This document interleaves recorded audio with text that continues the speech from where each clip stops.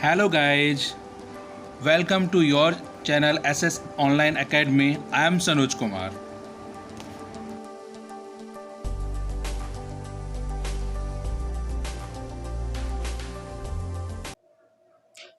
Yes. Next हम start करते हैं। जो हमारा टॉपिक है आर्टिफिशियल हाइब्रिडाइजेशन। ठीक है ना। तो आर्टिफिशियल हाइब्रिडाइजेशन को अगर आप देख रहे हैं, यहाँ पर क्या हुआ कि आर्टिफिशियल हाइब्रिडाइजेशन जो है दैट मीन्स कि सुपीरियर वैरायटीज़ को फॉर्मेशन करना।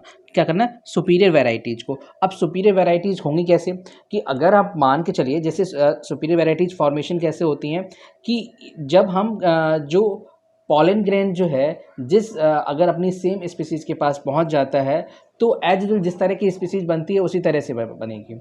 अब यहाँ पर जो क्या करते हैं कि यहाँ पर जो हमें पता है कि ये इस प्लांट से जो करेक्टर है वो इस प्लांट के दूसरे प्लांट के करेक्टर के अंदर पहुँचाना है। तो हम क्या करते हैं, जिसमें इंपॉर्टेंट करेक्टर हैं या डिजायरेबल करेक्टर्स हैं उनको हम क्या करते हैं एक दूसरे प्लांट से दूसरे प्लांट की स्पीसीज से लेते हैं। हो सकता है वो सेम प्लांट की स्पीसीज हो सकती है, हो सकता है वो डिफरेंट प्लांट की स्पीसीज होती है। तो हमने वहाँ से उसको लिया हुआ है और जो हमारा स्टिग्मा है वहाँ से हमने उसको डाल दिया। मतलब कि डिजायरेबल करेक्टर वाले पॉलन ग्रेन को लेकर हमने जो हमारी जो पिस्टल है, जो स्टिग्मा है, वहाँ पर हमने उसको डाल दिया हुआ है। देखिए यहाँ पर दिया हुआ है। और ये जो केसेस जो हैं वो कहाँ कहा जाते हैं क्रॉप इम्प्रूवमेंट का करने के लिए। और इस तरह का जो हाइब्रिडाइजेशन होता है उसको हम बोलते हैं क्रॉसिंग ओवर।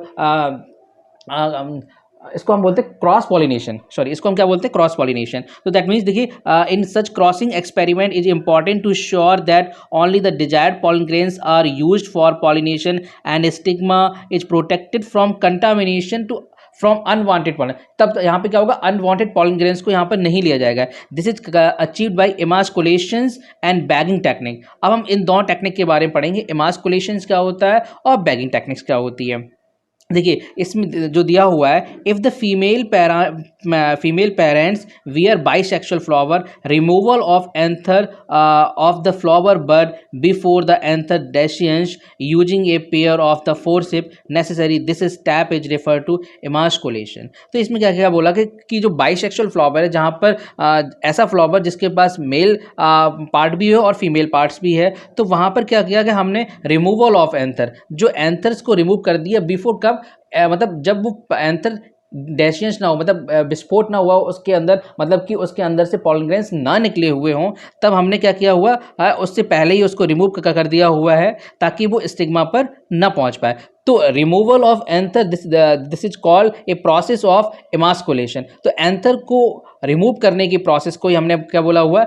इमास्कुलेशन। ठीक है ना। तो मेल जो पॉलन ग्रेन का जो मेल वाला पोर्शन है वो रिमूव हो गया, तो उसी प्रोसेस को हमने बोल दिया इमास्कुलेशन। ठीक है। Emasculated flowers have to be covered with a bag or suitable size, generally made up of butter paper, to prevent contamination of its stigma with a unwanted pollen। अब क्या किया गया? जो इमास्कुलेटेड फ्लावर्स है जिसके हमने एंथर्स रिमूव कर दिया है, तो उसमें उसका जो स्टिग्मा है उसको हमने क्या किया? बटर पेपर से कवर कर दिया हुआ। इसलिए बटर पेपर पे क्या हमने कवर कर दिया ताकि उसके ऊपर अलग से कोई क्या ना आ जाए, और उसके ऊपर अलग से कोई बाहर से कोई पॉलन ग्रेन्स ना आ जाए, ताकि कोई कंटामिनेशन ना हो सके स्टिग्मा पर। तो इसीलिए हमने क्या कर दिया? उसको हमने बंद कर दिया। किससे?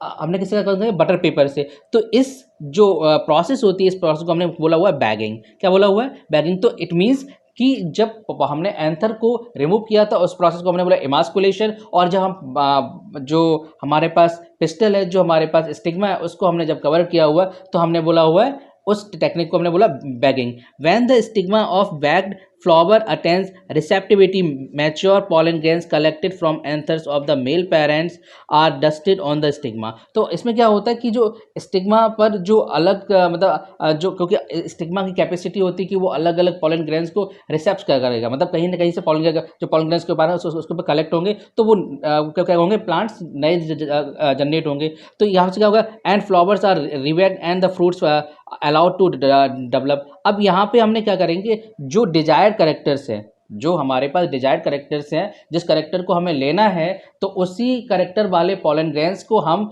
उसके ऊपर डस्ट करते हैं, उसके ऊपर झाड़ देंगे, तो वहाँ पे क्या होगा कि जो स्टिग्मा पर पॉलन ग्रेन्स पहुँच जाएगा और उसके बाद दोबारा से हम रीबैक करते हैं, दोबारा से उसको बंद कर देंगे ताकि पॉलन ट्यूब फॉर्मेशन, ताकि दोबारा से उसके ऊपर कोई अलग से पॉलन ग्रेन ना हो जाए, कंटामिनेटेड ना हो जाए, इसीलिए उसको हम दोबारा से क्या कर देंगे, रीबैक कर देंगे। ठीक है ना। अब देखिए, if the female parent produce unisexual flowers there is no need for emasculation. अगर ऐसे फ्लावर्स भी होते हैं जो यूनिसेक्सुअल होते हैं, अब यूनिसेक्सुअल का मतलब है जिसमें क्या है, सिंगल है, मतलब या तो मेल है या फीमेल है, तो अब यहाँ पर अगर फीमेल पेरेंट वाला यूनिसेक्सुअल फ्लावर है तो वहाँ पर इमास्कुलेशन की कोई ज़रूरत नहीं पड़ती है। यहाँ पे क्या करते हैं, द फीमेल फ्लावर बर्ड्स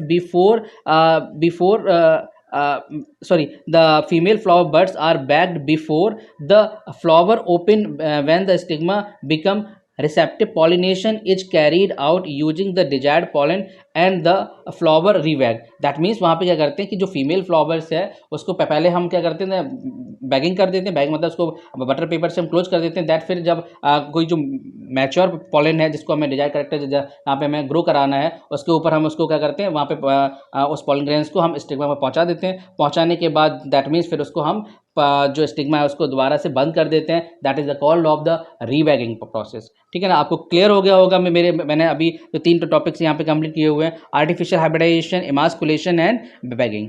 ठीक है।